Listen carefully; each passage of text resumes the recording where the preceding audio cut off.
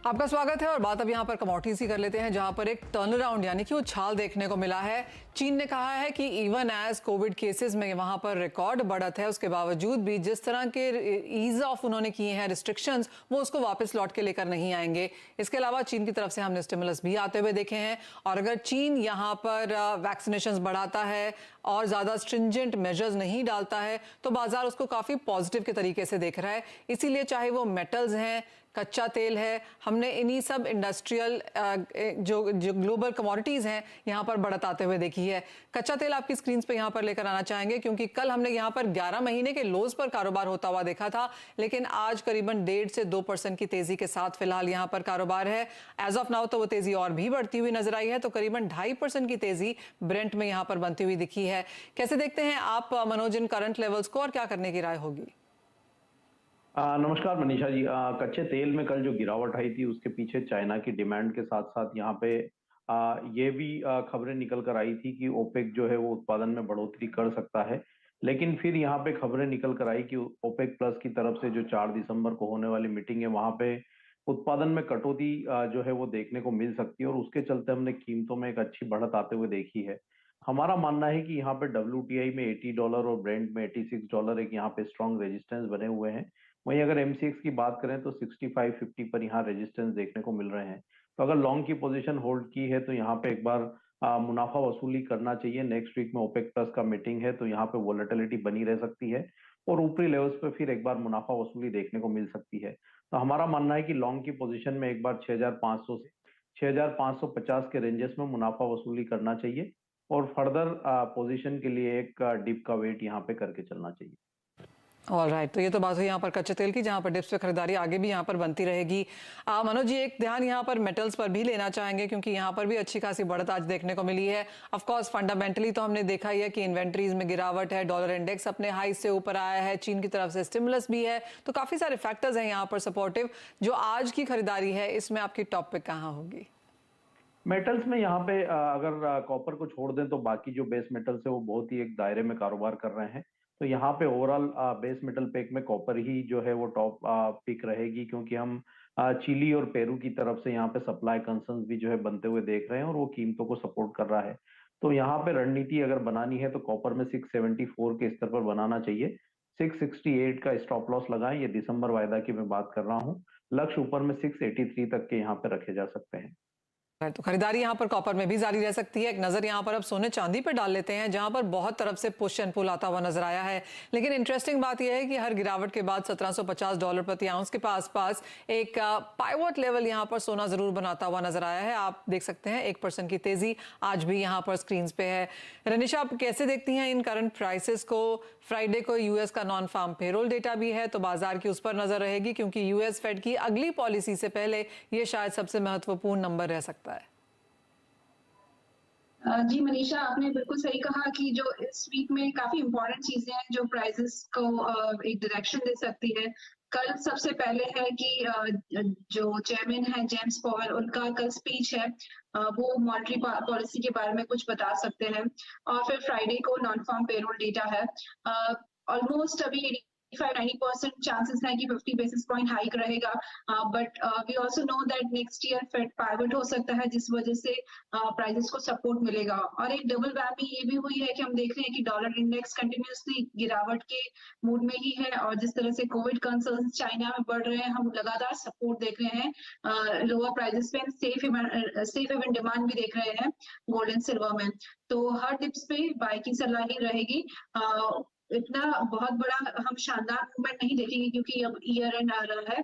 बहुत बड़े institutional players मुझे नहीं लगता कि एंट्री करेंगे, वो वेट करेंगे नेक्स्ट मंथ के लिए। But yes, her by dips पे बाय कीजिए एंड अच्छा आपको मुनाफा मिलेगा। थोड़े थोड़े प्रॉफिट बुकिंग करते रहिए। रनिशा, क्या रेंज बनती हुई देखेंगे फिर आप भारतीय बाजारों में? सॉरी, मैंने आपका क्वेश्चन नहीं सुना। रनिशा, कौन सी रेंज बनती देखेंगी आप यहाँ पर फिर गोल्ड प्राइसेस में नियर टर्म के लिए, ईयर एंड तक के लिए?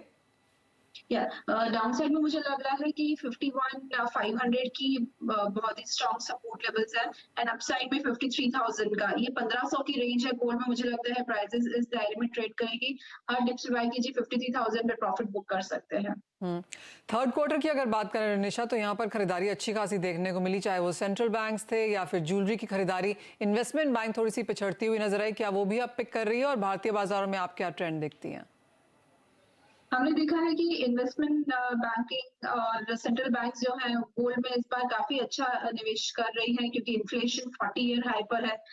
तो हम बाइंग देख रहे हैं, सारे सेंट्रल बैंक है वो भी ऑल टाइम हाई लेवल्स पर है। चाहे वो गोल्ड हो या फिर हम देख रहे हैं सिल्वर में भी ये चीज सपोर्ट मिल रही है। तो मुझे लगता है सिल्वर भी सपोर्टेड रहेगा इसके कारण। एंड आगे चल के हम देख रहे हैं सिल्वर की जो रेंज रहेगी वो डाउन साइड में 60,000 से अप साइड में 63,000 की ये रेंज रहेगी। 3,000 रुपए की ये रेंज है। डिप्स पे बाय कीजिए, 63,000 के आसपास प्रॉफिट बुक कर सकते हैं।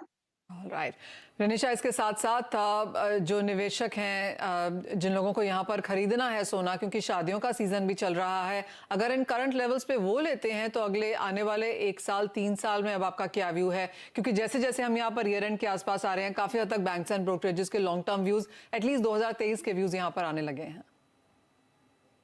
जी, हमारी तरफ से भी यही एक स्ट्रैटेजी रहेगी कि अगर लॉन्ग टर्म किसी को गोल्ड खरीदना हो तो this is the best time. आपको ये प्राइसेस फिर से नहीं होंगे 2023 में।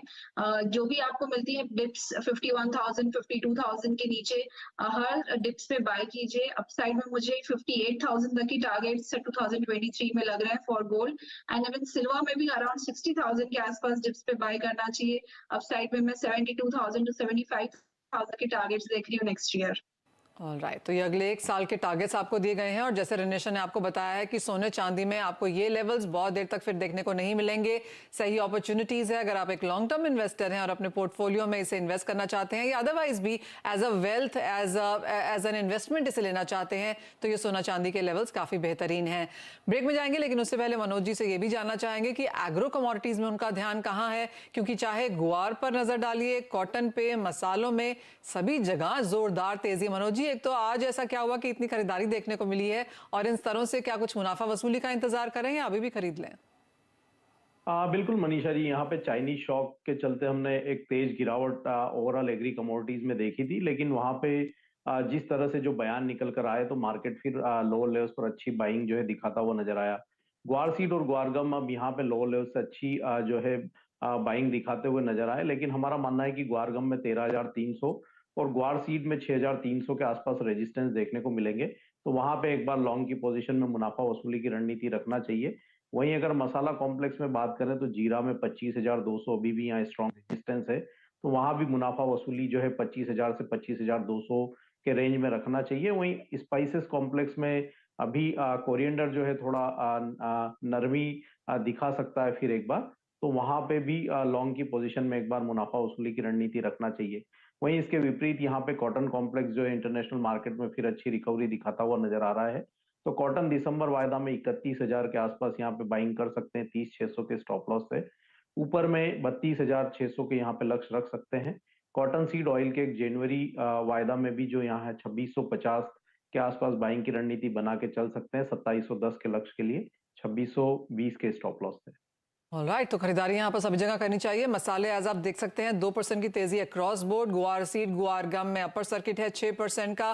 कॉटन में भी यहाँ पर तेजी है और ज्यादातर कमोडिटीज में अभी भी खरीदारी की राय है। ऑफकोर्स गुआर सीड, गुआर गम में कुछ मुनाफा वसूली एक्सपेक्टेड है आज की इतनी बड़ी तेजी के बाद। एज ऑलवेज बहुत शुक्रिया मनोज जी आपका और अनिशा आपका साथ जुड़ने के लिए और उन तमाम कमोडिटीज पे हमारे दर्शकों को स्ट्रैटेजीज बना के देने के लिए।